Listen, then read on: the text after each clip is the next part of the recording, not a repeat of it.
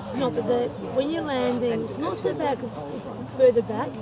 When you're sort of landing on the edge, they do tend to jump and then kind of put down again a little bit and sort of look at it, and they're sort of expecting to jump into to water, not onto land a little bit.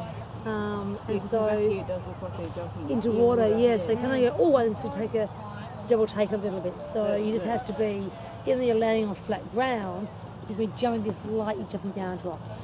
They might just stifle or leave a leg on it or jump and peck and look a little bit. You don't be pitched up their ears at all. So that looks steep, it's quite steep. So yeah, and being one-star horses, they're going to be a bit fashion green as well. The three-star horses have a tough enough time landing on dry land and then going in. Okay, so...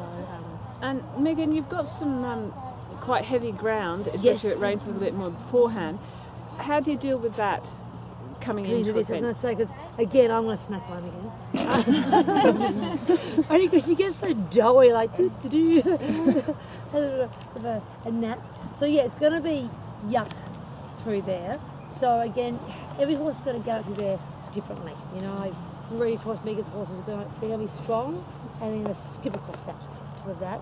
Mine's going to get a little bit more bogged down. She's small, but really a bit more bogged down. She's not so fast naturally. So you're going to be aware of keeping the canter alive through there. If they do get bogged down, you've got to shorten them, slow them down a bit, compact them to drive them forward again. Don't let them just get longer and longer and longer through there. And then you get here a bit in front of this. So currently, what studs would you be doing? I would be having more blocky than sharp because the guy's actually really nice. And my guys are quite comfortable wearing sizable studs in front. So forwards got heart bars, so we're a couple of ones. So I'll probably go about that big in front, let's say. Those little kind of round ones. And then in the back, I've got some like my square, chunky ones, which are about that big behind. Inside and out behind, but yeah, I don't need the sharp ones to the ground is soft enough. Sometimes here it's hard and skatey, but no, it's quite soft. So yeah.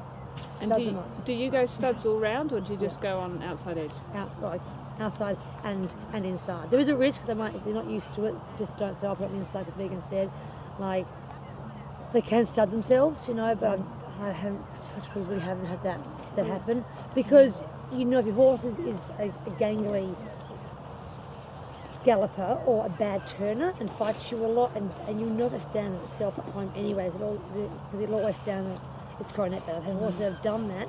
I don't put studs in there on the inside because I know they stand themselves in front themselves. And again, studs in front. My studs in front, I love them in front. And for like Florida, especially with heart bars, with gel on his feet and heart bars behind as well. So he wears studs to gallop at home on the hill.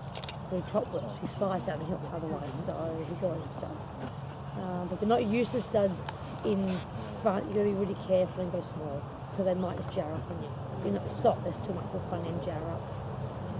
Do you usually use different sizes, like a small one on the inside? Or sometimes, if I think they might be a bit funny, I'll put my sharp one on the outside and my blocky one on the inside. So they can't. But at the end of the day, their power and their speed, they're going to stop themselves no matter how sharp or block it's going to go in. Better to have them balanced in the same on each side. Yeah. But I used to always go just on the outside behind, and that was it. And then I went inside and outside behind, and then wound up with them in front and just went this earlier, especially for dressage. Really? Yeah. Oh, way more for dressage. Yeah. There's more balance in the corners. Dressage on grass? Yeah, on grass. Yeah. And Tonnebuck's indoor arena for show you.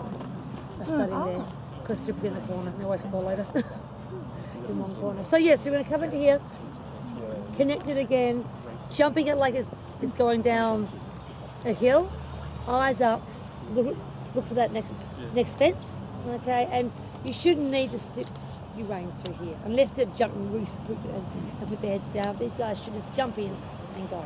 Just saying sit up because they just might do a double take at the grass. The grass there, okay? And the water's not very deep either through there.